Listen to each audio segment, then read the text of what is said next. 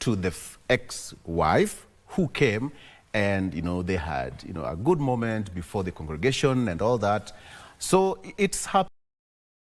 The only thing is that, what does your conscience tell you?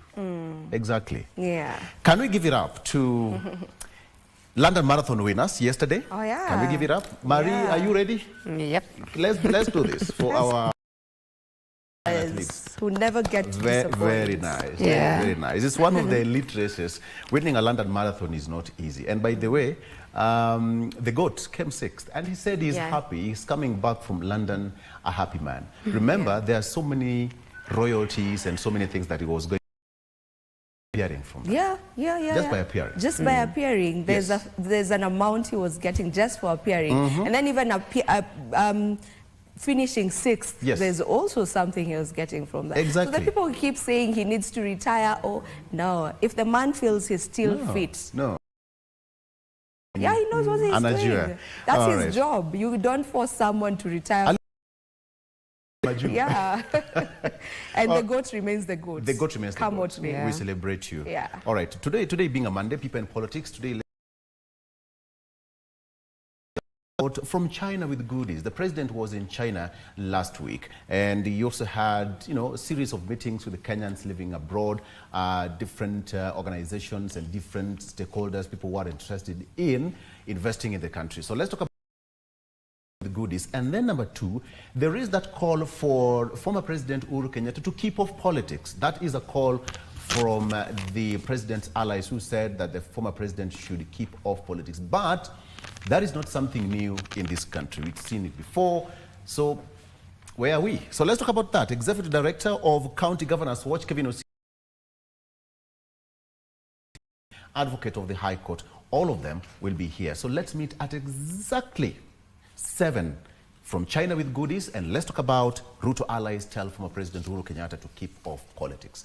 Marie, good morning. Very good morning.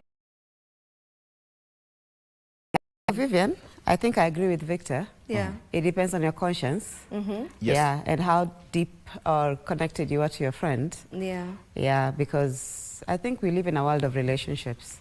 But yes, there are supposed to be boundaries at the same time. There needs to be boundaries. Yeah. But I also think, like what Victor said, that depending on how that relationship was and your conscience. Or some people don't have a conscience. Yep. Unfortunately. Okay. So congratulations definitely to our Kenyan winners of the London Marathon. I'll be bringing you details of that, including 90% of schools are said to be charging, illegal levies. That is according to the Elimu Bora are actually paying illegal fees in schools. I'm bringing you details of what those illegal fees are, even as Kenya shines, as Sebastian Sawe wins the men's marathon, with Jocelyn Kosgei finishing second in the women's race. We'll be bringing you details of that later on in the sports. But let's be sector, where a survey by Elimu Bora Working Group has revealed that parents in public primary and junior secondary schools continue to be burdened by illegal levies charged by learning institutions. The unlawful levies include charges on admission, desks, lockers, books, reams of printing papers, remedial lessons, among others. 85.7% sent if they cannot pay, leading to cases of school dropouts. They're up for the second term starting Monday. A major concern still hangs over parents in public primary and junior secondary schools: illegal levies. According to a survey by the Elimu Bora Working Group, although primary and junior secondary school education should be free, over 90% of schools charge admission fees. Sharp charges between 15,000 Kenya shillings and 20,000 for admission. Victoria Primary in Kisumu requires 13,000 to 15,000 for admission, along with other additional 5,000 for a locker. In Mombasa, St. Mary's Primary School charges shillings 10,000 for admission and 4,500 for a locker. At Kibau Primary and Junior Secondary School in Machakos, Parents must pay shillings 1,000 for admission and 4,000 for desks. Additionally, between 45 and 55% of schools surveyed still charge for textbooks. While some schools require cash payments, others provide parents with shopping lists. The survey also revealed that 58% of junior secondary schools and 40% of primary schools impose, which are often labeled as classroom, laboratory or toilet construction fees. Fees for remedial lessons are also widespread despite such classes being banned. About 89% of schools compel learners to take extra tuition at a cost, especially in upper primary and junior secondary schools. They're charging remedial fee on a termly basis at the primary school level, charging those little ones, come and pay so that we teach you. Mwalimu ana muda na mwanafunzi. Anapochukua muda zaidi, anaitisha fedha zaidi. Kwa hivyo naona hiyo si haki. Most schools are said not to provide receipts for these payments, making it difficult for parents to keep records or question the legal charges. And the study has revealed that parents are paying close to 40,000 per year per child. When you ask basic education, the government or the parent? Elimu Bora Working Group is now urging parents not to make such payments, even as it challenges the government to crack the kuja kupata, ukienda nyumbani unapata watoto wako nyumbani na hakuna mtu anashughulika, na bila kulipa hii pesa hawezi kubaliwa pale. Why are we seeing children going home without fares? Why are we seeing children walking in illegal levies? Kama utalipwa lazima kuwe na circular kutoka kwa cabinet secretary, na hapo unakuta shule zinaitisha pesa bila hiyo approval. The survey was conducted between March and April 2025 and sampled 370 public schools at the primary and junior secondary school levels. At least one school in all the 47 counties was sampled, with parents and guardians providing insights into their experiences. To matters health now, where the Ministry of Health now says 153 cases of cholera have so far been reported in the counties of Migori, Kisumu and Nairobi. Public Health Principal Secretary Mary Muthoni says that 53 in Migori, 56 cases in Kisumu, while 44 cases have been reported in Nairobi. Muthoni the disease in the neighboring devolved units. In church service in Gishogo, that is in Kirinyaga, the PS reiterated the need for the public to observe personal hygiene, such as hand washing, boiling drinking water, clearing bushes and using pit latrines. She said open defecation should be avoided at all costs, particularly now that due to the ongoing rains. Is in the north, Wajir, Marsabit and Mandera counties. Therefore, surveillance activities which are strengthening the communities to ensure there is early detection of any form of disease. Laboratory investigations enhanced so that we test all our diseases in this country and any outbreak in the country. We are scaling up our risk communication.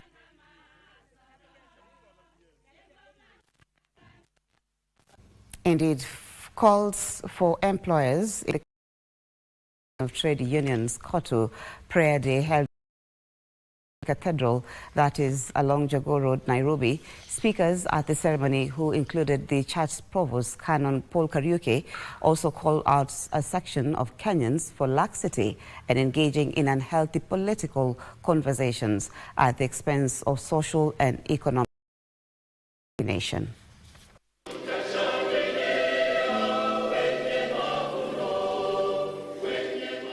Ahead of Labor Day celebrations set for May 1st, hundreds of Central Organization of Trade Unions leaders and worshippers congregated at St. Stephen's ACK Cathedral along Jogoo Road for Thanksgiving Prayer Day. Heading with KOTU Kenya's 60th anniversary, the need for employees to enjoy a conducive working environment. According to the church's provost, Reverend Canon Paul Kariuki, inconsiderate and unjust employees remain a stumbling block to a productive labor workers fairing. Nyumbani, kanisani, kwenye viwanda vyetu. Siku hii na mwaka huu, wakati tunafikiria juu ya product as the key to our workers are variable. The clergyman further pleaded for a change in attitude towards work and Kenyans to embrace hard work for the growth and development of the nation. Echoing the sentiments, COTU Secretary General Francis Atwoli asked the government to ratify the International Labour Organization's Convention 109 on workers' rights.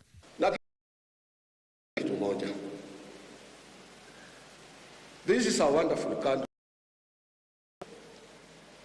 Na Provost amesema watu wengi kwa nchi hii. That is true. Ni kuamuka tu asubuhi kusema uchumi mbaya, sijui nini, huyu anadu hajajua ground iko mbaya sana, ground iko mbaya. Ni mbaya. He put on notice employers who manipulate workers, including sexually. Meanwhile, Labour Principal Secretary Shadrack Madime affirmed the government's commitment to protect workers and abroad. We continue to work tirelessly to promote fair labour practices, ensure safe working environments, and to create opportunities for many. We recognize that when our workers thrive, our nation also thrives.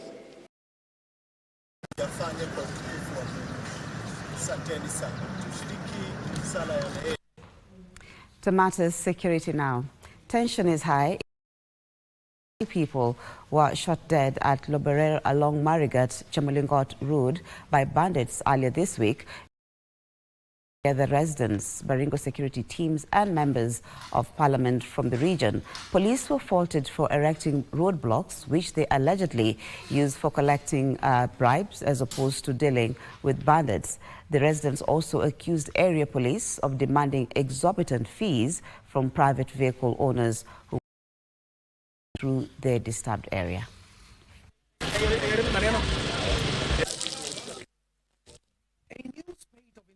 In Baringo County that has seen 2 people at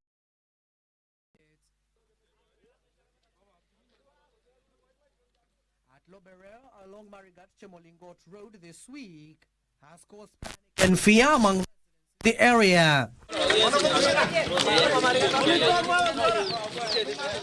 The 2 victims of water points to renewed cases of banditry attacks were killed on their way to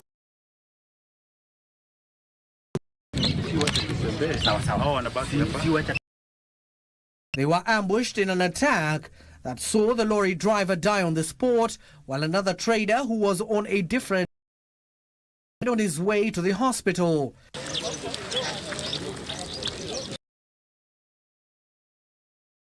To the streets in their numbers to voice their concerns following their protest.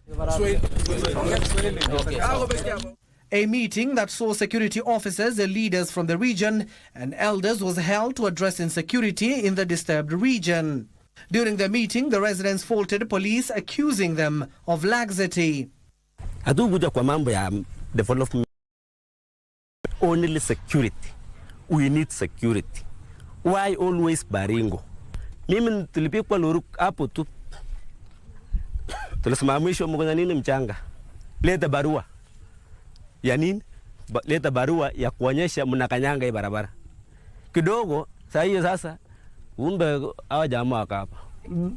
Wewe askari hivyo. Entire security team wakafanya uchunguzi, mtu mmoja akashikwa, akapelekwa kotini. Kutoka kotini mpaka saizi hatujajua ilienda namna gani. Police have gotten sufficient leads and they will not rest until the killers are brought to book. Tunatafuta huyu mkora ambaye anaharibu jina ya jamii yenu hata jamii yetu.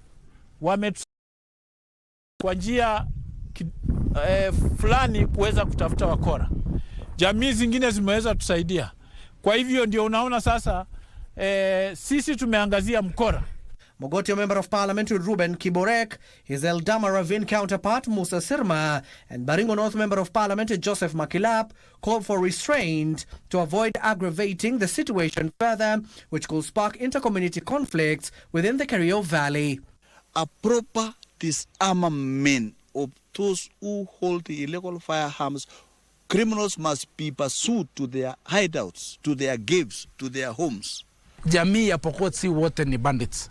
Samia Tugen si wote ni bandit. Jamii ya Aror si wote ni bandit. Ni wakora 2-3 ambaye ni bandit. Tusiende tukalamsam community mzima na tuweze kukua tunaona community mzima kama ni wakora. Hapana. Kitu moja ni hata Mheshimiwa Kiboreka amesema tusiangalie jamii kama ni criminals.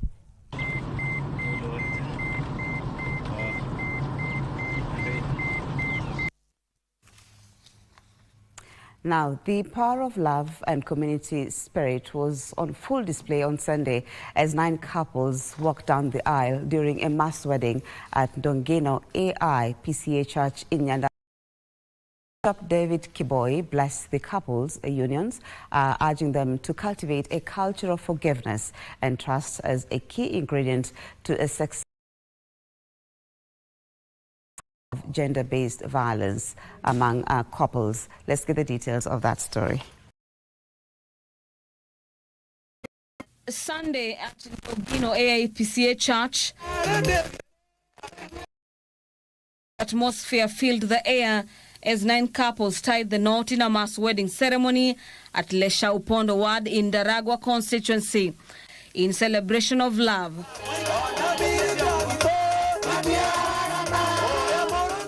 Songs of praise reverberated in the church,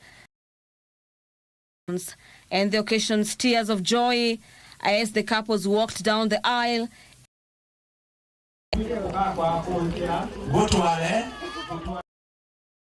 Mass wedding, Nyandarua North AIPCA Archbishop presiding over the wedding, Nyandarua North AIPCA Bishop David Kiboi challenged the newlywed to build their families on the foundations of love, trust and forgiveness.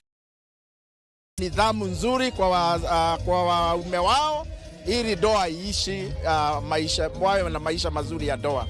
Kwa hivyo tungeomba kupitia hafla hii ya siku ya leo, tunaomba nyumba zetu Mungu akaweze kusikamilisha na aweze kusimama nazo. Leo kwa sababu ya doa hii takatifu kati yangu na mke wangu Mase Wajiro. Tumetamani sana siku hii na Mungu ni mwema ameweza kuifikisha. Roho ikiwa imekubali ni sawa. Hali ya maisha hata ikiwa gumu, wewe kaa vyenye maisha yako inakaa, usije ukaogopa ati maisha imekuwa. Hakuna wakati maisha itakuwa rahisi. Juu maisha inakuaga hivyo tu. Siku yenye uko hivyo, hiyo ndio maisha yako.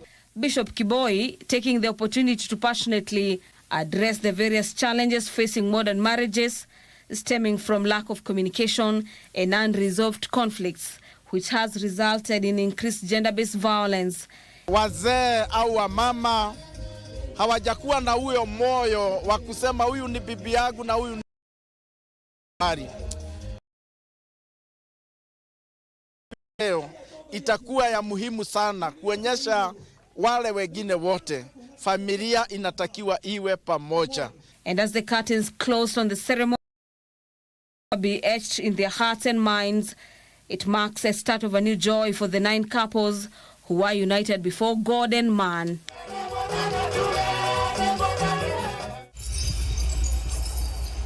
All the best to the couples.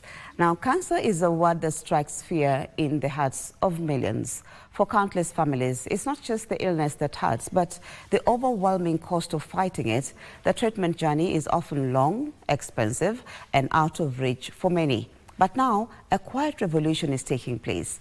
In Kenya, doctors and patients are beginning to witness the shift, not just in how cancer is treated, but in how it's experienced. At the heart of this change is a new approach, not only survival, but the life beyond diagnosis. Our fixes inside hope is being restored. Healthcare Global Cancer Center in Nairobi became one Central Africa to introduce a PET CT scanner, a powerful against cancer. Can this normal life, quality of life, and move on with their daily activities as if they did not have any cancer in the first place?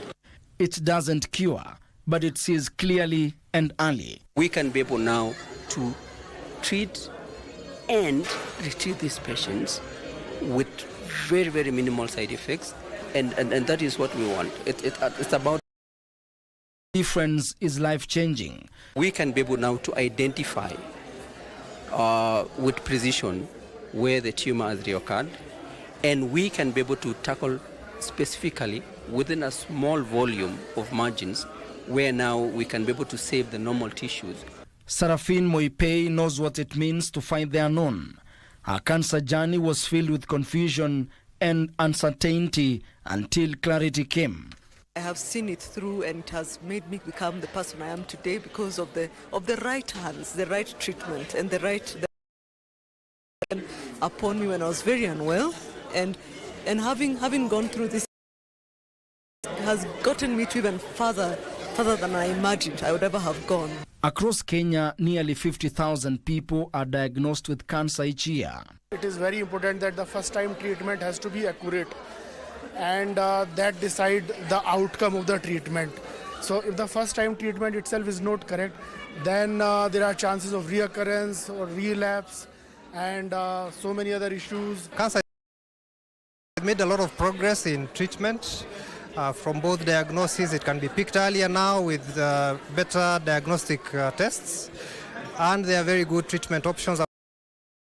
From the Social Health Authority, many patients can now afford the scans that once seemed out of reach.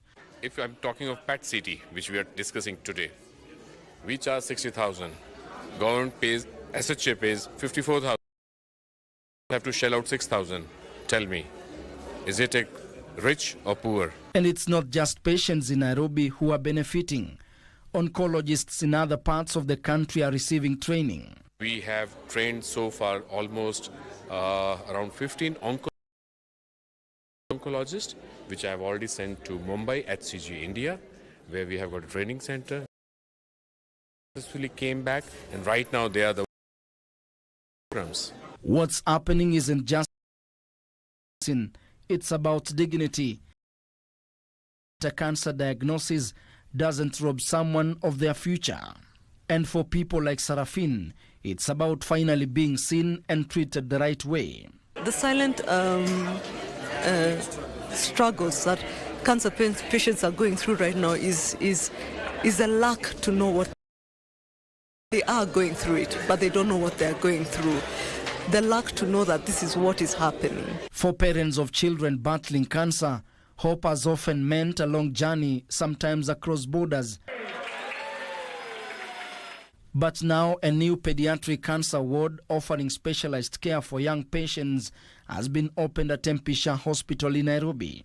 We are hoping that this will help all the needy children who are suffering from cancer, others. The financial and economic costs are different. This word could mean the difference between delay and action, between despair and healing. For that matters health, where Benson Amadi walked to the hospital after a robbery attack to get stitches for an injury he had suffered during the violent attack. Little did he know that the unfortunate incident was a blessing in disguise. Doctors have a 3-centimeter tumor hidden in the most delicate region of his brain. The tumor was life-threatening and required emergency surgery as he was at risk of losing his eyesight or suffering a stroke. Here is the incredible story of Benson Amadi's close shave with death, as told by our reporter, that is Wycliffe Okech. Benson Amadi, a civil servant, was accosted by robbers on his way home from work. Jamaa nizingira walikuwa na motorbike. Sasa mtu amekupita na motorbike hivi ujui kitu inafanyika unaona thing I knew nimeloa damu kabisa. It was around 9 p.m. and then somebody who knew him rushed to my house and told me my husband had been attacked. And he's bleeding. I rushed to the scene, rushed him to Avenue. Days after he received his wound, he would begin to experience episodes of headache and migraines that prompted him to return to the hospital. It is during this checkup that he received life-changing news. We picked up the brain tumor, and this was a pituitary adenoma. So the pituitary gland is a master gland. Like the brain controls the body, pituitary gland controls the rest of the hormonal glands in the body. So this gland is situated right at the center of the brain, at the base of the brain. Mwanzo nilichukua kama mzaa. Unajua something zile usikia tunaweza fanyikia watu. Yani you've never pictured yourself kwa situation kama hiyo. We were very shocked and we were very much, we were worried about it. The tumor had to be removed immediately, with doctors warning it could cost him his eyesight or suffer a stroke. Dr. Tanay Shalapurkar, a consultant neurosurgeon at a private health facility in Kisumu, recommended a transnasal endoscopic procedure as opposed to the traditional open-head surgery. The tumors were brain, they need to be removed in small bits. So every time you are going in, when we are doing an open surgery, there is always an injury to these two important structures whenever you are trying to remove the tumor bit by bit. So, for any neurosurgeon, the choice is always simple. The only problem is whether the equipment is available or not. This required slightly over 700,000 shillings. Fortunately for Benson, 3/4 of the cost was covered by the Social Health Authority, SHA. The approval took just a few hours. Wafanya registration wafanye. It helps. Maana sasa kama siko na register, sijunge 600k anataka haraka, sio kitu rahisi. At the time Benson was sharing his story with us, he was recuperating. It had been 2 weeks since he had had the surgery. 9 hours and a team of 3 doctors. The doctors say they will continue to monitor his progress for the next 2 years. Looking at his post-surgery scan, we have definitely averted. The blindness is definitely averted, and even the risk to life is definitely averted. This is a patient who didn't have to get this done in neurosurgery, and we are hoping to do the same for all our. The robbery attack with a lifelong scar on his head, but he considers the ordeal a blessing in disguise.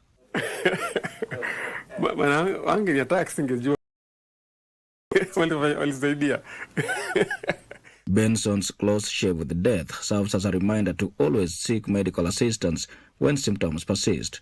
Had he ignored the persistent headaches after the stitches, doctors may have never discovered the life-threatening tumor, and his story happy ending.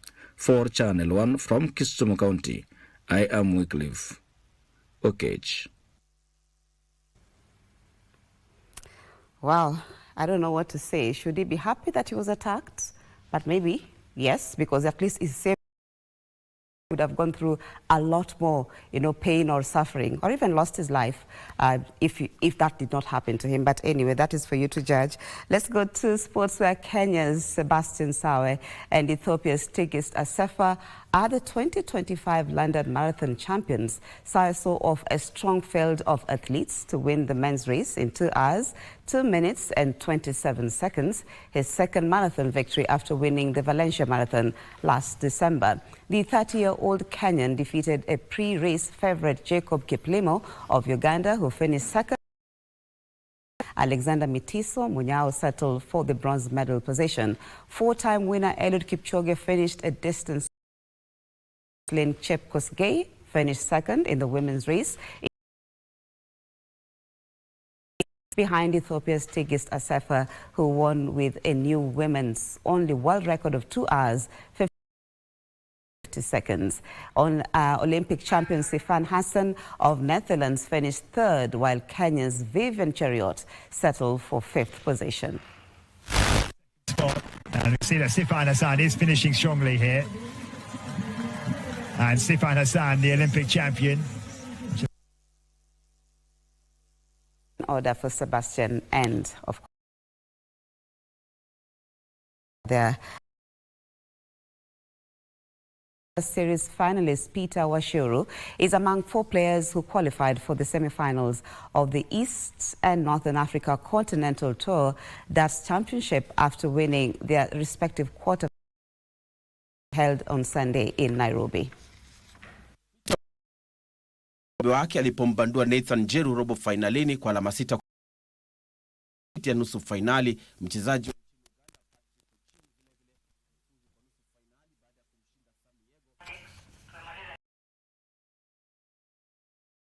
But all the same, we want to thank you so much for your time and starting your day with us. My name is Maria Ambo, and of course we have a lot lined up for you in as far as the news is concerned during the day, so be sure to tune in just to, update yourself with what is happening in the country and across the globe, of course. My will be up next, taking you through Eye on Politics, talking all matters politics that happened over the week and, of course, over the weekend. My name is Maria Ambo.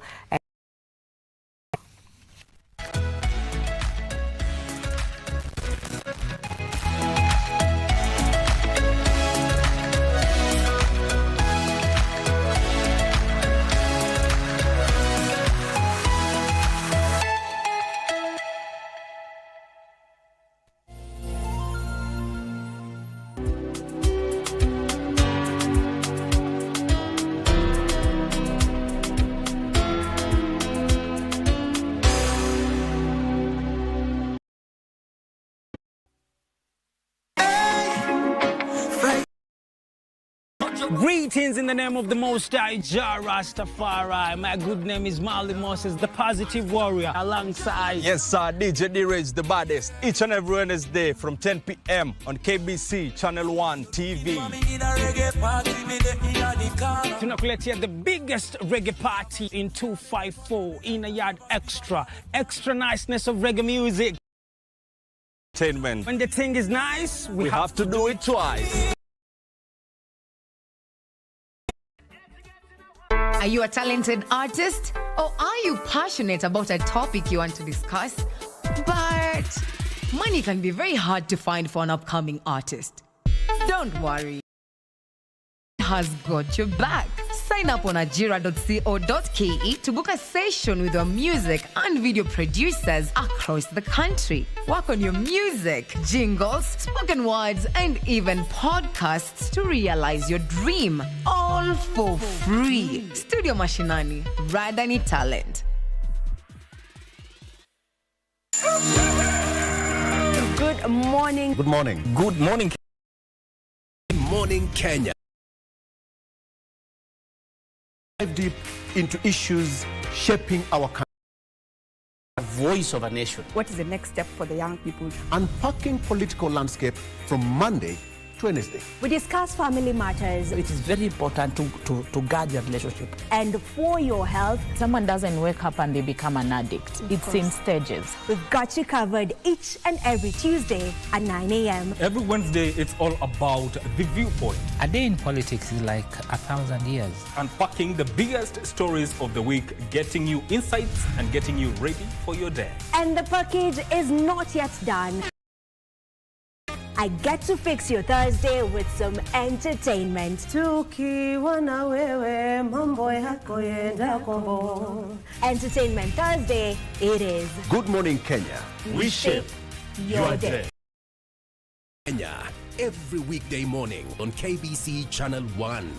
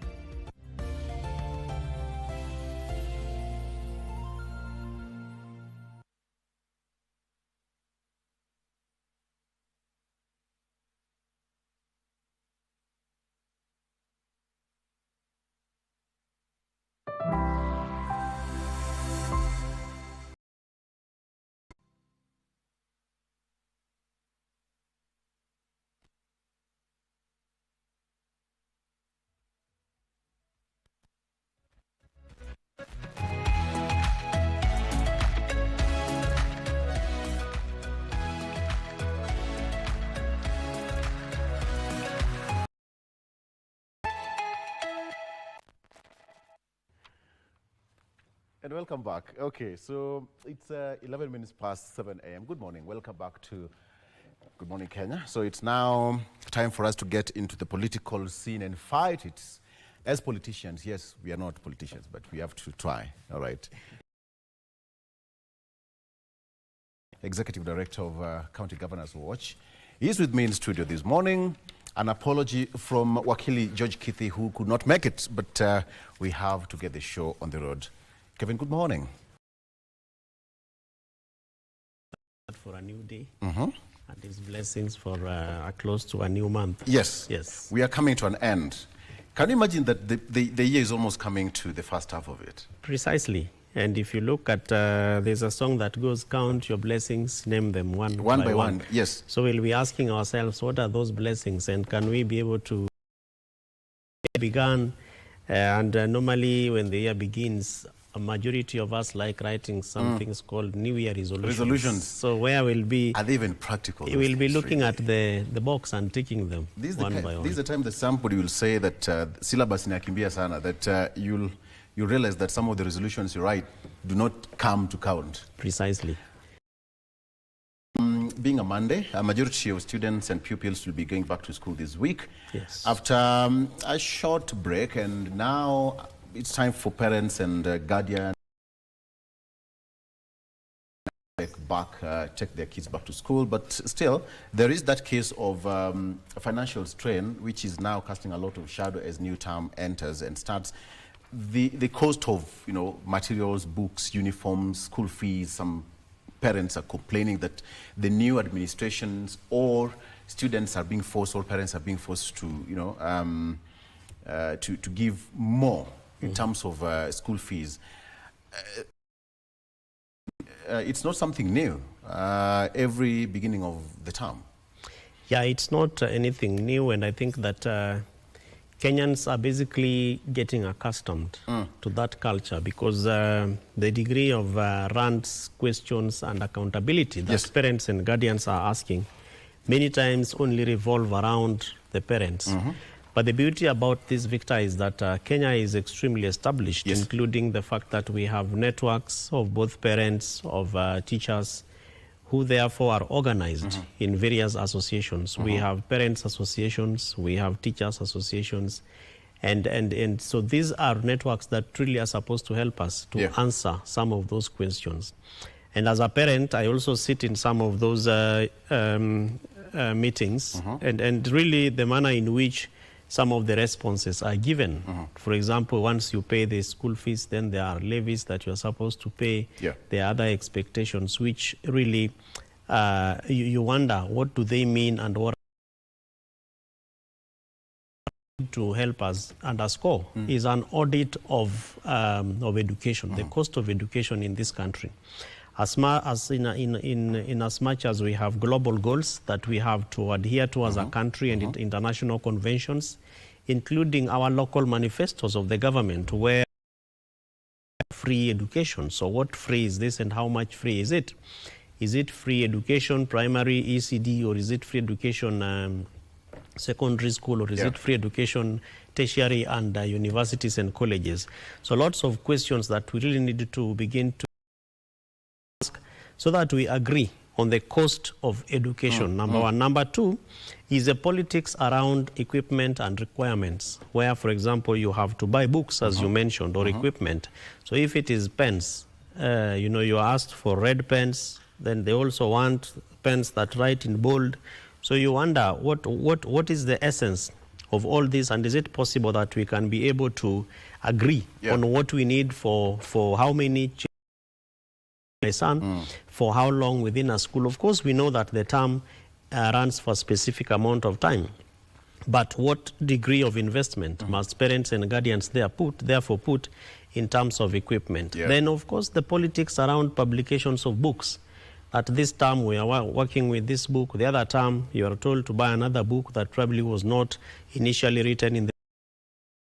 So, there's a lot of changes that is happening that guardians and parents are left wondering, kwa nini hawakusema mwanzoni? Because again, Kenyans are struggling with the financial not stabilizing as was expected.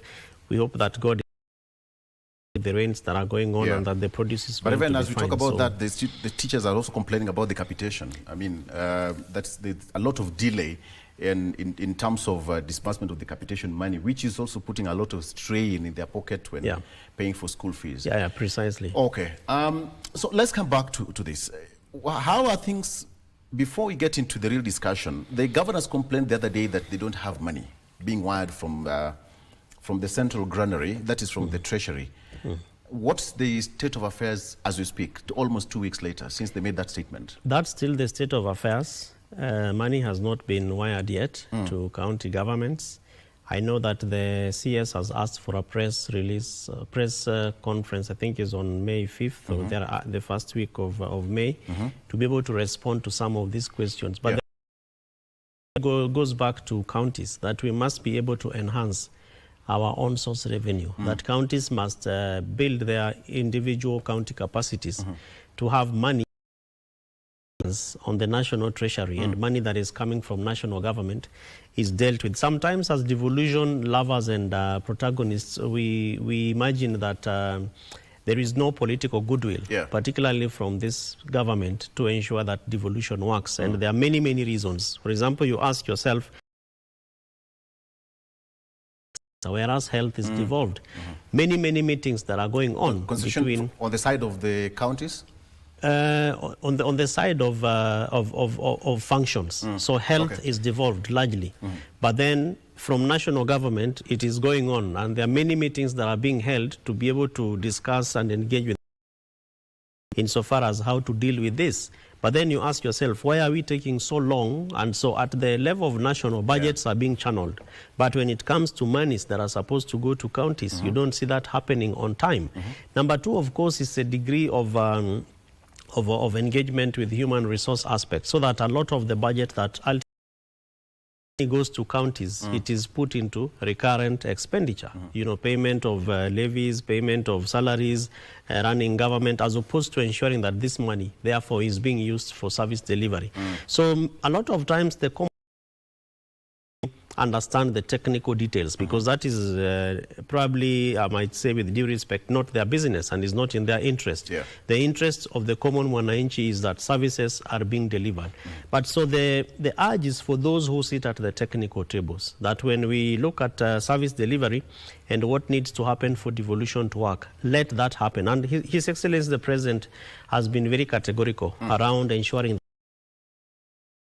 to see that political goodwill moving very fast from the presidency to all the officers and institutions that are supposed to support devolution. Many counties have gone digital in terms of their revenue collection. So what are the bottlenecks? Because when you look at Nairobi, for example, on source revenue, most of the county governments through different government institutions rolled out the e-collection of funds and all that. So where's the problem that when you say we need to enhance our own source revenue collection? So one of the major problems that we have with that, Victor, targets. So we, for example, at the beginning of the financial year, a county government is asked to put a target, a proposed target of your own source revenue. So that, for example, Nairobi County can say we want to collect 4 billion in the first year. But if you look that you are talking about, for some of the counties that have proposed digitization, there are no laws to support that digitization system. So the county assemblies must pass a law to ensure that they are to pay land rates, going out there and saying wameweka system mpya, but we have not been involved. So issues like public participation, because somebody can decide and say, I am not aware about it. Number two, of course, is the failure of the system to function effectively. And because you're using the example of Nairobi, if you go to pay parking, and there is this gentleman, sinaingia tu kwa bank dakika 2-3 niweke hii pesa ama ni deal with what I want to deal with. So a lot of times the person might, the driver might choose to say, nikupe so mbili gari, so you don't use the system, you pay this money in cash, which again is not going to be accounted for.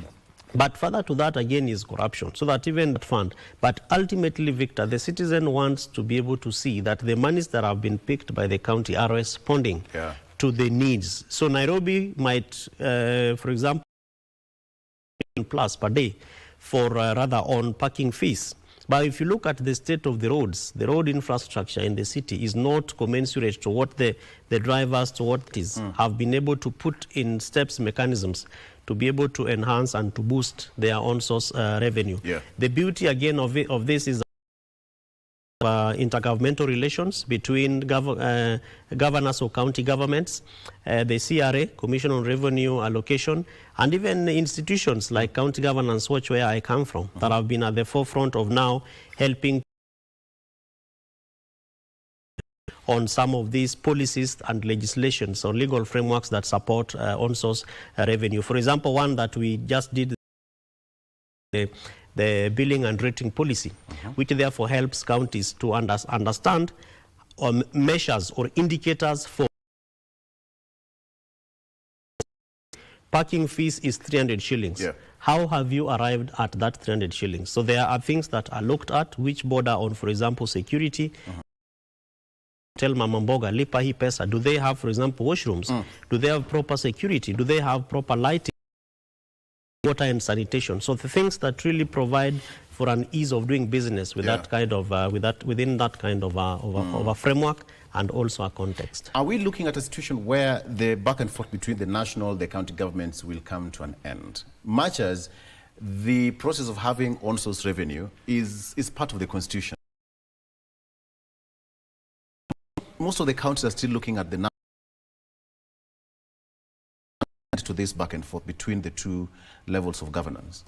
This is going to come to an end, and especially because the third devolution, as opposed to when we really started, and against the challenges of stabilizing the devolved governments in terms of functionalities and all that. So there were lots of struggles at the beginning. We had a number of struggles, particularly in terms of passing laws that then would support devolution. But so since post-2022, we are now seeing governors and even county officials that are much more alive to the realities on the ground. So things like on-source revenue really become very, very fundamental, because counties are now beginning to also organize their sectors. So the people in the agricultural sector have been properly identified, or you are doing crop production, or you are in the value chain. So that county invested in database building and installations, where it becomes very easy now to know who is in which sector and what are they doing. So through that, it therefore becomes very easy for counties to engage with beneficiaries and even the service providers as per the sectors in question. If you go to water, for example, when counties call for meetings that are supposed to help them understand what must the water provision and all that, they know who to engage with, which never used to be. And of course, this is very instrumental, Victor. Counties and citizens are able to negotiate among themselves. You know, we have something called the CIDP, the County Integrated Development Planning.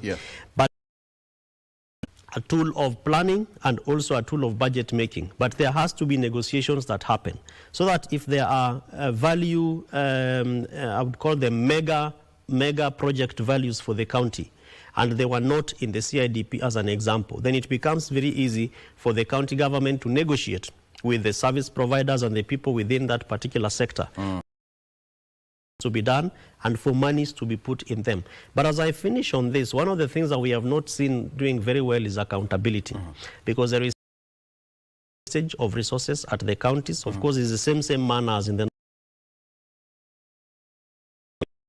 huge investments, especially engaging with public benefit organizations, civil society organizations, and especially citizens in terms that the monies that are put for specific projects, they need to happen. Great. Lastly on this, there's that issue to do with the full transfer of functions. Again, there is that back and forth between the two levels of governance. Any sign of okay, we should be expecting, if you're a Catholic, is there Definitely. And if you look at some of the functions that have already been earmarked for transfer, as at the tail end of last year, the national government seceding some of these functions, only that there are functions that do not to the realities and needs of the citizens, particularly if you look at things like museums, if you look at functions like libraries, you know, if you look at functions like, you know, things that really, it will take time before somebody like Kevin Osido, unless I am an ardent reader of books, to walk into a library. So government, county governments, you know, the interest of citizens in some of those functions that were sent or fully devolved to county governments. But moving forward is that there are lots of conversations now that are taking place between the national government, the Intergovernmental Relations and Technical Committee, and other institutions that support devolution to ensure that these functions are devolved. And one of those... Our county is quite capable to run these functions, or to, I mean, without any interference from the national government? In my view, yes. Fully devolved? In my view, yes. And if you look at some of those functions, like water, you know, like roads, where we still have challenges with the class A, B, C, D, and E. That fast track that to the discussion on the budget, where we are talking about the 10 billion roads and also the Council of Governors. So if you look at really what those functions mean to counties, in my view, having close to 13 years now, counties have the requisite capacity to be able to deliver those services. What we must do is to delink politics from service delivery, and whether it is both at national or county levels across the board, or we are talking about things like CDF, NG-CDF, because I know that is one of the other hottest kids conversations within on the tables right now. But fast tracking that is also to invest in the resident resident capacities of county. Having done this for all these regimes from 2013 to 2017, now 2022, counties must be able to deliver on this. A lot of good intentions for service delivery, but again, another biggest issue is encountered during budget making process. Yes, because either I don't know what happens during budget process, because they'll have a certain figure, and then when it goes back to the national certain figure. Yes. During budget making process, in 1 minute before you take a So break. what happens is basically that there are policies and laws that are done, which I don't want to go into the details, because we have something called at the county level is a CIROP, the county budget budget policy paper, which is done by the executive, submitted to the county assembly, and that is what now has the ceilings for each of the sectors. And for different counties? And for every county has its own paper, the 47 of them. So it is upon the citizens to provide their priorities, which are then discussed through public participation at the county assembly level. So for example, the county treasury or the CS for finance and economic planning of the county will have his or her own suggestions in that particular paper we are talking about, submit them to the county assembly. But the MCS there will say, you have given Ward A 18 dams, which we don't think are critical. But it is not upon the county assembly to make that decision. This suggestion public participation process, where then after that it comes back to the county assembly, they do a report which is submitted back to the executive through the county finance, CEC finance, and of course then it goes back to the governor assembly, and then aspirations for the county. Kevin, let's take a break. I want us to have some tea as we have this conversation. The president was in China last week, so let's interrogate what are some of the goodies in the basket that he came back to Kenya with. And finally, there is some hope that the Rironi Mau Summit Road, actual, the railway line, SGR, and so much more that I want us to take a look. And then, lastly, the affiliates or allies of the president says that the former president should keep off politics. We saw what President Obama did in the last election. Let's talk about that when we come back. For now, I want to serve some tea. I'm happy. Stay with us.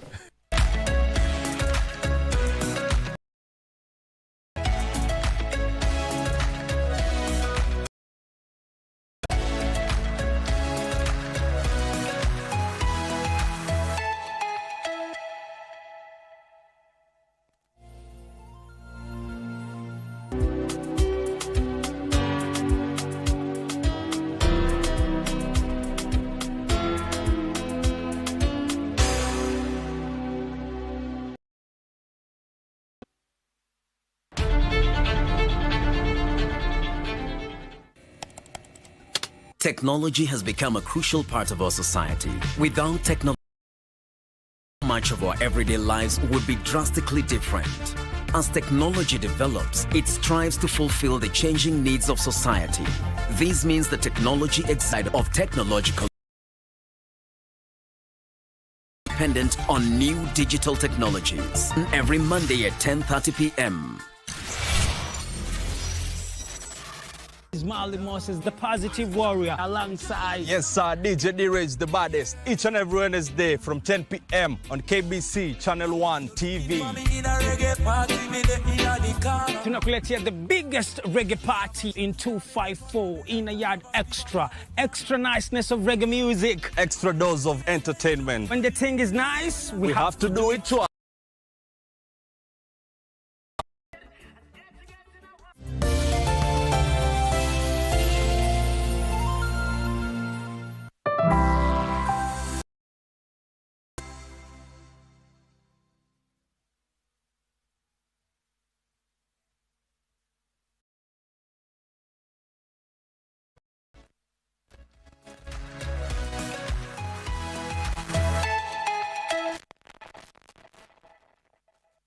And welcome back. Now, the president was in China for a 4-day official visit, which saw him meet the president of that country.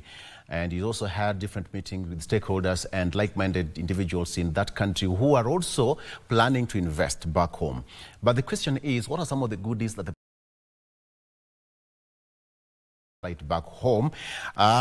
Let's just interrogate that one. One of the most notable one is now the construction of the Rironi-Mau Summit Road, which is initially it was supposed to go to this regime. What would you make of the president's basket? What do we have in that basket as he's coming back home? Yeah, so the basket is as usual. First of all, how would you, let's start where we should. How would you to China? Victor, to be honest, that visit was good, but not necessary. Good, but not necessary? Yeah, in my view. Okay. So good in terms of dealing with some of the global concerns that, that of course, that the world has around trading with the East or the West, and that Kenya needed to, cement a position, especially based on the relationships between the former president of the United States. What we see with the U.S. and Kenya relations, in the backdrop of the funding lapses from U.S., particularly through USAID, and some of the programs that the U.S. government was investing in Kenya, rather in the world, in the region, in the continent, and specifically here in Kenya. So coupled with that is the analysis or the traction that Kenya has had based on the initial debts or initial visits that we have had, either in the East or in the West, and now with this particular one, for the President William Ruto's visit in China. And so you ask yourself, what is our public debt to GDP ratio? At 55% right now. The laws that are passed by Parliament indicate that we can no longer of borrowing. And there has been a public clamor, Victor, around Kenyans asking what is meant for. And I remember that one time President Uhuru Kenyatta to, share documentation on SGR, and that people would be ready documents. So Kenyans are also concerned about public information on debt. Even before we begin, it needs to be open to the citizens around Hizi Pesa and what these monies are doing, so that Kenyans are able to relate with the as a country against now the borrowings, like what we see happening just a few days ago. And lastly is, of course, Parliament has been very now active on this particular matter. We saw a few days ago, for example, MP for Omondi, I hope that's correct, Yeah. asking questions on the role of the Auditor General insofar as auditing public debt. And I'm keenly looking at auditing all these debts from independence up to probably where we are at in 2025. Let me ask a layman. The President secured 194 billion shillings majorly for infrastructure. That's meant to extend the SG now all the way to Uganda. Of course, this is going to unlock a lot of potential when it comes to trade. Yes. But, Kevin, are we able, as a country, without going east or west? If you give Kenya... Is our economy able to sustain that? Right now, probably no. And especially because we are still grappling with transferring money to counties from national government. And if you look at 197 billion, is almost half of what goes to county governments. And that the monies that even get to county governments compared to what we call on-source revenue, which we already spoke about, is very... 197 is very little compared to the potential for counties to generate their own revenue, which is per year. So if you were to build the capacity of counties, Victor, and we exercise judicious management and usage of financial resources, we would not really have to borrow money for us to do infrastructural development or just generally develop the country. And this is possible because counties are also organized now according to regional economic blocks. So if you want to have a railway line, for example, between Mau Summit, Rironi, all the way to Malaba, you ask yourself, what is the traction of the counties along that particular line? Yes. And then what is the potential of those counties? So that we develop a plan between national government and these county governments to put in resources in a basket. And if you tell Kenyans who struggle really to use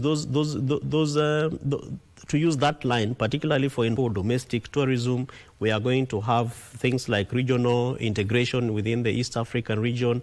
And even now, new markets are SGR between Nairobi to look at towns along that stretch which were never there. Yeah. And now the degree of business that fight to the Western link now, people will be excited. And Kenyans, like it happens in other countries, they also even might open up an M-Pesa account and say, oh yeah, we want to do this. And so kila mtu, ikipata 60 bob, weka hapo. If you get 300, weka hapo. And those big businessmen and women who are already investing along that stretch might put in hundreds of millions. And we have local resource generation for Kenyans putting in an infrastructure which does not require that we borrow money. But of course, borrowing is also political. There are lots of things that happen with the and even domestic borrowing. So the details, I think, are in quote unquote, as they say, the devil is in the details. But as the president returns back to the country, we are hoping that this is going to be a big heated debate so that we can know this 197 billion, ni nini, for how long, and what is the plan. And of course, someone also asked that it's a double. You have but you have debt repayment, which some of them are domestic. Some of them are maturing, international debts that, talk about it. But then now, we also need infrastructure, development, and all that. Where do we draw that, equilibrium so that it's at par?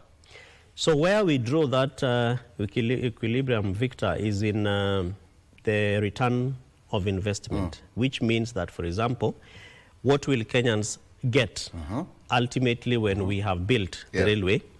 Again, to build a railway, again, it's going to China within a week, and you have money that comes back. Then you start recouping that money into putting in the infrastructure. It is easier to say, go and borrow, and then we can talk about the details later, which is what I think that the government has opted to do.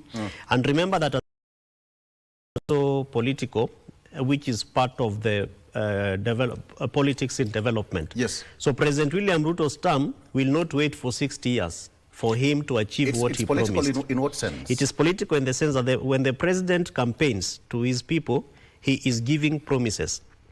So these promises must be fulfilled within his term. And his term is not going up to 60 years, for example, for Kenyans to raise their own money to build this railway. His term is 10 years. If we say, of course, it's 5 years. So if God is so if the president is interested, and I think this is something that President William Ruto has talked about over and over again, the expansion of Mau Summit, taking this year all the way to Malaba and all that. So he is keen to ensure in the bedrock, him and the former Prime Minister Raila Amolo Odinga, he wants to get something that he can go back with. In Africa, he has something to go back and show for people and for what you're he putting said. it as a political carrot that is being dangled.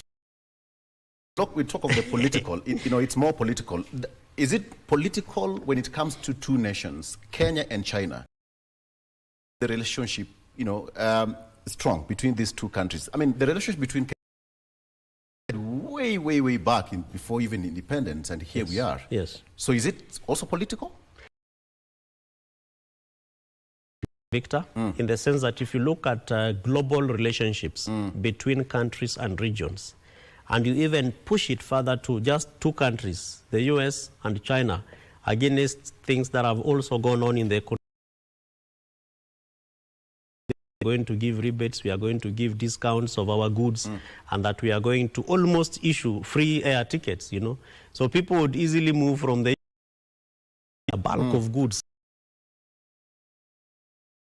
These are common things, just like a market can decide to say, we are going to provide that is sold in our market for a specific period of time, maybe 2 weeks or 1 month. Yes. And so at that level, the global level, economies are political, and especially now when we talk about African countries, they are much more political than you can imagine. And that is why Kenya must also be able to be keen to look at how the country strengthens her relationships or its relationships with the US or the West, of course, is Europe, among others, and then also with China and other countries. We don't want to go into the details of Russia. We don't want to go into, for example, what Kenya is doing in Haiti and all. Yeah, so all those things relate to this thing we are. Because management of relationships between two countries or even two people is political. Ukinipatia chai hivi, tea is also very political. It's also supposed to pacify me and make me feel like my host has done me justice for my time here. So if you look at it in that manner, for Kenya as a country, our interest must be in, for that particular time, what are we reaping? What are we benefiting? I mean, come on, you and I would understand the nitty-gritties of what is that basket. Yes. But Wanjiku is really quite impatient. Yeah. He wants that instant coffee. Okay, umetoka China, sawa, all right. So what can I see? That instant is what makes a big difference. Yes. Well, it might give some reprieve in terms of the political lifeline, but the instant result. Yes. Is it in the communication from? Is it in the implementation of the projects that the president went to China, came back with some money, and now we are having the projects running? And you're very right, Victor. The communication largely is what a lot of times has made governments, and particularly our Kenyan governments, both to really fail in terms of pacifying the common citizen. So that right now, it is not in the interest of Kenyans that politicians are breaking down President William Ruto's visit to China. It needs to be given people who understand what that visit is about, what the president said, in the open. And to put everything in the open. When mothers come back from the market, yes, the basket is full. Correct. Chukue nduma weka pale, chukue nyanya weka pale. Yes. You're emptying that basket for everybody to see. Nguru hapo, you'll ask mama, kone wapi nguru iko wapi hapo? There is that thing. Or even things that, when the mother is leaving and you are crying, they are saying, Mami, twende na wewe. The mother says, Usijali, I'm going to bring you peremende so that you stay. And so Kenyans also have peremendes that they are asking government. And if you look at, for example, the priority list of this peremende as an example of Kenyans, is probably not in the basket of what has come from China, just as an example. Like Kenyans are saying, health must work. when we began this segment, you were saying schools are opening, but there are challenges with education. But if you look at the 197 are much more relevant right now, that the people who are emptying this basket are able to explain. And I promised you, I'm sorry, si kubeba sababu mvua ilianza kunyesha, and so I was scared that if I carry it, it might melt. That will pacify this mtoto, because otherwise the sukari nguru, the nyanya, the nduma, and all those things, they'll be there, but of the child. So the child is so interested in the perimende, which you didn't come with, but you said you are going to come with it. And that is common in our families. Sometimes I leave the house and the child is crying. I know that they like chocolates. And some like, usijali, I'll bring you chocolate. So whatever, of course, you know that this is also is a good example, because we want this China basket or President Ruto's visits, which have now been too much, you know, between his first term. Actually, this is his first term. If you look at the nations that the president has visited and what he has come with, Kenyans are asking, where are these things? And so we don't need politicians. I've seen politicians, people who, you know, might not have the requisite technical knowledge to break what the president. So people in roads, for example, out there engaging with communities, particularly where this new line is going to pass through, so that they are able to see. The private sector, investors, people putting in major business premises, the government must have a plan to sit with them, whether in breakfast meetings or in conferences or whatever works well for government and those people. Visit for them. Once in a while, I've seen in my email being invited for Kenya-China relations meetings at Serena. And so you go there and you see very people from Kenya National Chamber of Commerce, from different Kenya private sector, people who, with a very clear program, Nambiwa, this thing, we did it, it means this. And so as Kevin, there's a clear breakdown. There's a clear breakdown of what you expect. So Kevin, who says, you raise your hand and you ask, but the president has gone to China this number of times. So tell us the benefits. The government, now that the president is back, the communication team to have probably one of the dailies to give a breakdown of 4 billion shillings for manufacturing and all that. Yes. Is it even proper? Because I know governments sometimes work in, in secrecy, and the way it's kind of an amorphous, establishment.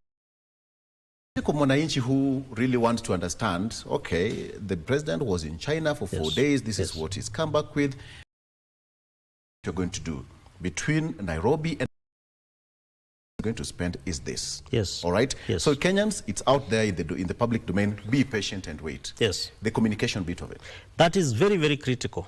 And like today, I have seen is one of these 3 papers. One of them has a breakdown of the housing projects. How many have been built? What was the promise? Where are these and all that? How much will it cost? That is what the communications team, working with the parent ministries of government, the departments and the agencies, must do, so that Kenyans are able to relate with what the president went to issue. That will be number 1. Number 2, we cannot talk about secrecy in 2025 now, Victor, in the way Constitution of Kenya 2010, whose Article 35 talks about access to information. A very good ratifier of international conventions that has also ratified open government protocols that also relate to openness in engagement, particularly in access to information. So we must share information and no longer assume that Kenyans, that we have to be secret about some of these issues. And that is where now propaganda comes in. Because you see, for example, I saw last week people were posting a photo of one of the senators who was in, I think he accompanied the president to China. And so the space of social media was clogged with some necessary but quite less important information about, and it's largely because people do not understand why those people have to accompany the communications team can come back and say, you know, the senators are very critical because they protect devolution, it is their responsibility, and some of these projects are going to be done in counties, etc., XYZ. It's a lot of sense. But you see, because of that lack of communication, lack of breaking it down, and even just properly educated level head, that communication is effective, it is ongoing. Sometimes, Victor, as I finish on this, I have empathized with the president when he 4 hours trying to convince Kenyans, mpaka anauliza kwani nyinyi hamuoni chenye mnafanya? They cannot see because it is not in their business to see. It is your people to help them to see. And helping the citizens to see is in breaking it down in a language that they can be able to understand. When we talk about multilateral debts or multilateral loans, now, to Mama Mboga kule nyumbani, or my mother who is a retired teacher, you talk about multilateralism, it is too deep and too heavy for her.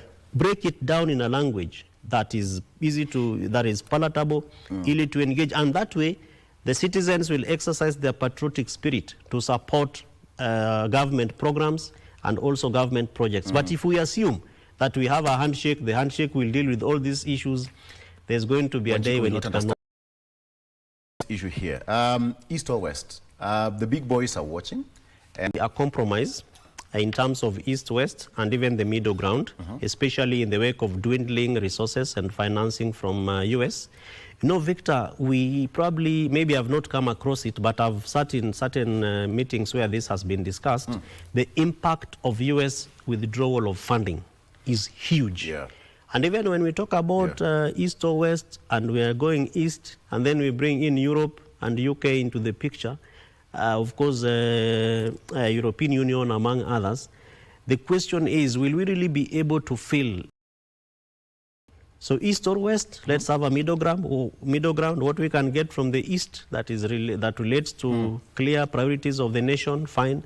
What the West can give that relates to priorities of the nation, very okay. And if you look at, you stretch it further again, Victor, there are good things that are coming from the West that might not be.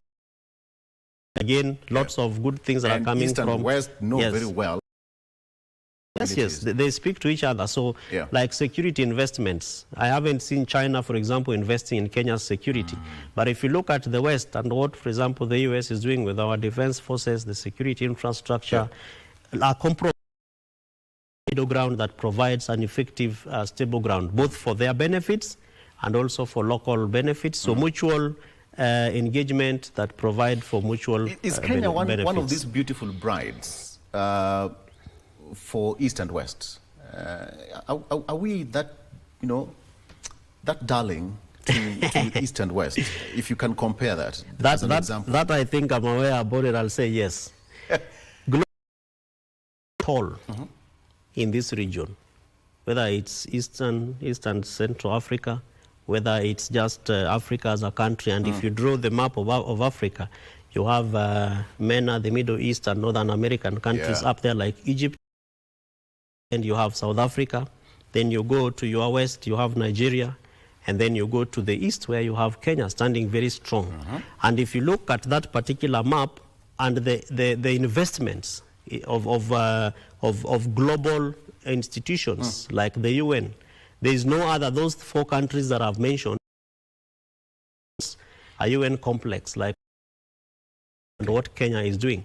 And if you look at, despite the challenges that we have with Haiti, there is no good reason as to why Kenya would have been interested in Haiti, and we are seeing, again, those global big boys, as you call them, supporting that particular mission. So there are good things, including infrastructural investment in ICT. I am sure that you cannot compare the ICT in it is happening with Nigeria, where sometimes internet just shuts down, and here in Kenya, we are alive 24/7. You know, of course, we are not. So there's this cliche question. Is here all these other, you know, potential suitors, Kenya being this beautiful bride? I think one of those things that we are bringing to the table is an economic hub. That these countries, again, with our international airport here, quite attractive. Of course.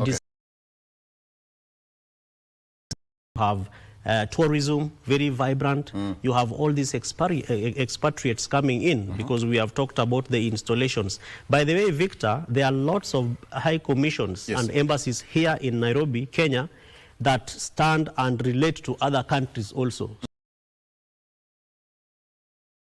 High commissioners here who are resident in Kenya, but they're also in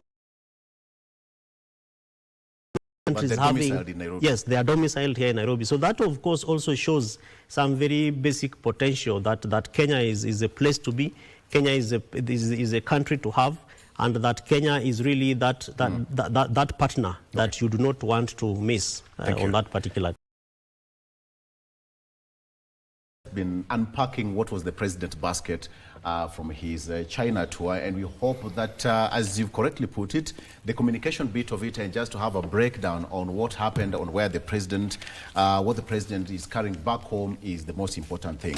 One more thing I want us to do, on the front page of the Daily Nation, what I have there, 5 billion shillings a day debt.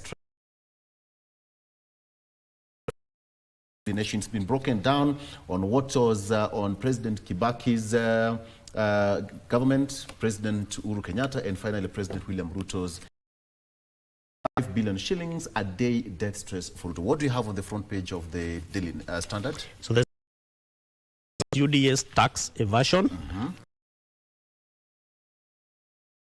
Secretary General. Yes. And looking at this, they're talking about funds to UDA from Exchequer.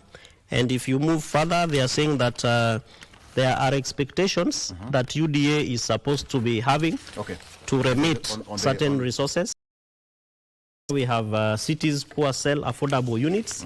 Oh, you talked about it. Yes. Cities poor sell affordable housing units. Yeah, so how expensive they are and how we are also not meeting the targets. And I think the CS of housing has also been in your show or some of these platforms to indicate that we are not meeting that particular target. But that is the headline from the Star. Very good. All right.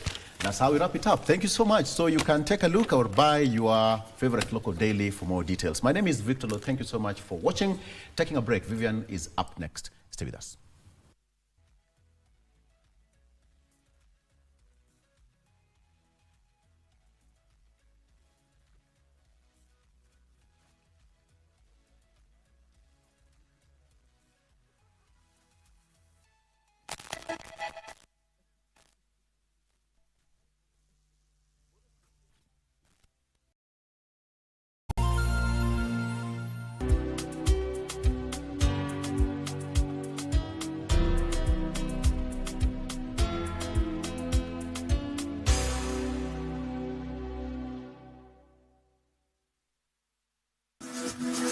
Got the fear of missing out? Want to keep up with all the latest entertainment news and latest popping events to the newest fashion trends? Here is where you are juice when it comes to entertainment, and you get it. All that and so much more on Grapevine every single Monday from 10. Remember, if you did not see it on Grapevine, then it most probably never happened.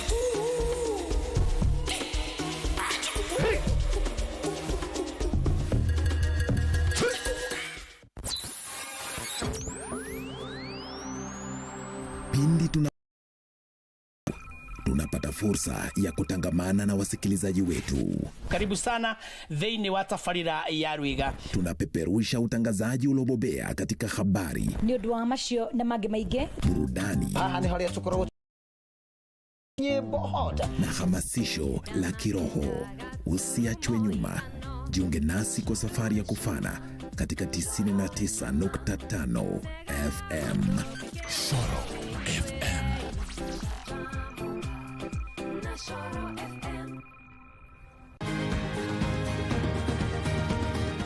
Wellness is important in our daily lives, so that instead of just surviving, we should be thriving. Ways to prevent for you have by regular checkup. People don't know they have hypertension. People they don't know they have diabetes. I was pre-diabetic, getting lifestyle diseases because I come from a family that has lifestyle diseases. How do you know if your cough is due to a serious condition?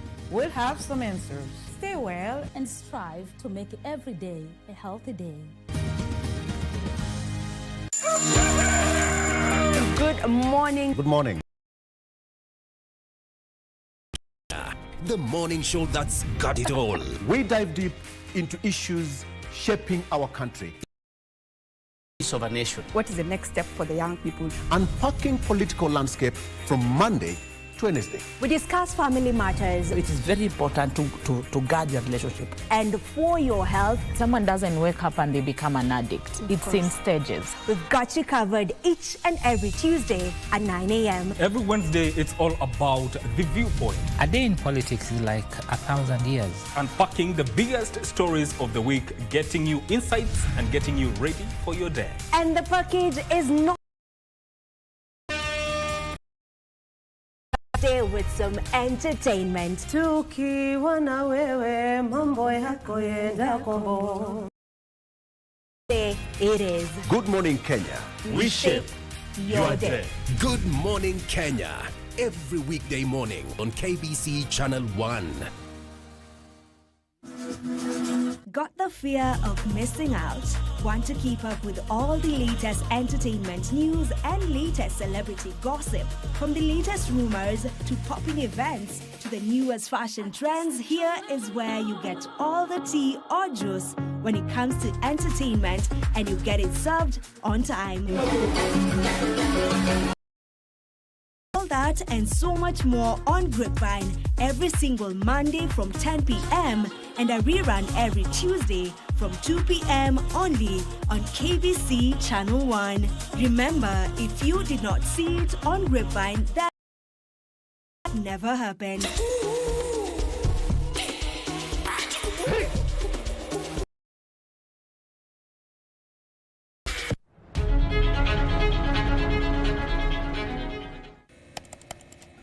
Technology has become a crucial part of our society. Without technological advancements, so much of our everyday lives would be. As technology develops, it strives to fulfill the changing needs of society. It exists to help us achieve the things without it. Take on Tech looks at the advantages and downside of technological innovation in a world that is becoming increasingly dependent on new digital technologies. Every Monday at 10:30 p.m.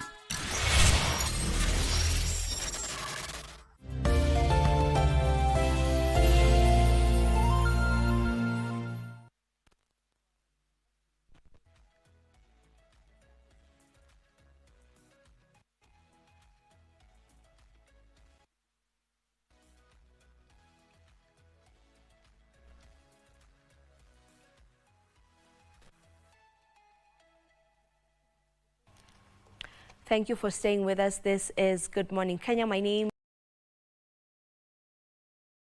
is Conversation, and our topic of discussion right this very moment is on ending violence against women and girls. A very needed conversation, and we'll keep saying this over and over again, that we need to just know where exactly are we going wrong, what exactly can we do to avert this situation, whereby getting to talk about this. My guest this morning, Mary Njeri, is the team lead ending violence against women and girls at UN Women Kenya Country. From ladies. Thank you. It's a pleasure to have.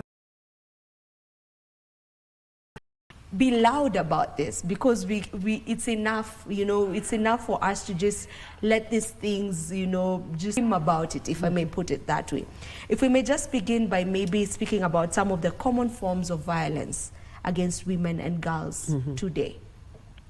Thank you very much for letting us come into the show. And yes, it's a very important thing to be able to use every platform that is available, and for different to ending violence against women from where they are and from what they can do. Back to your question, what are the forms? the forms are many, and they start from tendencies. And we see the forms of violence stemming from before birth, going all the way till death. And look at the issue of child preference. So you'll find a family is very disgruntled simply because then they know they're expecting a baby girl. And from our own practices, even here in Kenya, we just know when it's a girl, it's like nani huyo. Even from my own community, the halulations are less for girls than for boys. So it tells you who we prefer. And moving forward, whom we prefer to go to school, teachers whom we prefer to take tough courses, whom we prefer for academic excellence in certain hardcore development courses, engineering, whatever, and we'd have the girls maybe being made shy to. But then moving forward, they physical violations that happen, and we have beatings, we have slappings, we have kickings, we have insults, and then we have sexual violence. Like in Kenya, we describe it when it's against someone below the age of 18, we call it defilement, and had to have consented, and so it's defilement. And then when you go to above that, then it's rape. So sexual violence comes in many forms, including mtu anakuvuta skirt juu, just indecently assaulting someone. Then of course there are harmful cultural practices that we have. FGM, we have early childhood marriages, we have forced marriages, we have what may be, and again, property discrimination. So you can see it's a whole realm of what is this form of violence. Now, as to what is bigger than another, of course, femicide has reared its head so heavily in Kenya, and it's the ultimate. A colleague of ours describes femicide as unchecked GBV. When it is unchecked, when someone keeps saying, nawe nitaja kuua, nawe utajaniondokea, nawe unaniudhi sasa, nawe it was the ultimate. Then you die. And now in that one, we cannot even describe it. It's 100% missed. So there are a whole realm of forms and types, and the way they manifest and the way they actually are interpreted by the person being perpetrated against is very heavy. So that you may say a slap is little, but someone else feels you'd rather slap me but don't deny me food. Another person may feel I would rather eat and nitukane. Mwingine, please, vile amenitukana, I very many, it goes from wide to width to width, but it is all, it's all something, humiliation. It's counting for really indignifying. Maybe Mercy, just to, from what she's talked about, she's talked about the forms and also touched on the root cause of some of this, just where exactly are the loopholes? Because this is something that we've been talking about, are the loopholes. Thank you, and I liked the way Mary put it, that, this birth all the way to your final days, and increasingly at the place of work also we are seeing heightened cases of violence. And at the place of work, the violence manifests itself in the unequal pay that women are getting, or women are underpaid in various places of work. We are seeing increased cases of sexual harassment at the workplace. We are also seeing increased cases of violence against the elderly women. In many, we are recording very high incidences of violence on the older women, on the premise that they are practicing witchcraft, practicing sorcery. So these cases of violence, when a woman is born, because it's rooted in unequal, structures within our society, so we get to experience, the women and girls in this country get to experience violence throughout their lives. And you ask the question around then, where are the loopholes? There are many loopholes, but I'll just want to focus perhaps on two. I think that we think as an organization, if we're able to address, then we would be able to move. One is on the issue around access to justice. When survivors of violence get to report these cases of violence, we do not see justice being served. In most instances, we see, you know, if they go through the we see them backtracking, because then the elders talk to the women that report these cases, perhaps to rescind those decisions, and then they decide to follow other solving these criminal matters that then deny justice. The cost of this report a case to a police station, to follow up, to keep going for your, you know, cases that always they're being postponed. The victims, the witnesses are not there, they've been bought. So you find that the costs are very prohibitive. So in the end, we do not get to access this justice. They do not get to be represented, the victims in this case. You find that, you know, the procedure, the rules in courts also are not favorable to this. Is, you know, the formal language in these court processes are English, Kiswahili. Some of our victims cannot communicate in these languages. We are talking about those from far-flung areas in Mandera, Wajir, in Isiolo, in our borders of Kisii. So these challenges, one is on not bringing, and I guess it stems again from the point I've made around access to justice, not holding the perpetrator. So we get to get multiple cases, you know, of against women, against one particular person.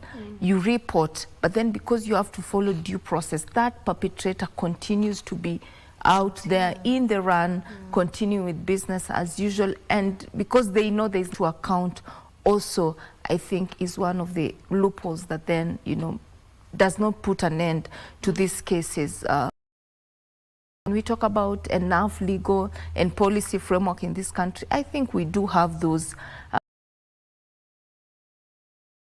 Convent, we are seeing, you know, whereas we have a very good law on the FGM, we have laws around domestic violence. We are not implementing these laws, but these laws, including people practice FGM in another country, and then when they are back, they can't be held. You know, so those, I think, are some of the loopholes that we have in terms of addressing these cases of violence. And so for us to try and other people that are prohibitive, that are discriminatory on a particular gender, and try and create a society that is equal, that treats everyone in dignity and fairness. Yeah, thank you. That's how it's supposed to be, because we're all humans. You know, we deserve to live in the same society and just as you have said, you know, just from what you mentioned, the system, you know, and also just how long it takes before, you know, someone is brought to. Right now, as we speak, there's a call for the petition to make femicide an actual crime in Kenya. Have femicide as homicide or murder or whatever, but having it as a crime in our law in Kenya. Do you feel like that would help in also just trying to avert this situation? Because looking at the numbers that were released just this year shows like every single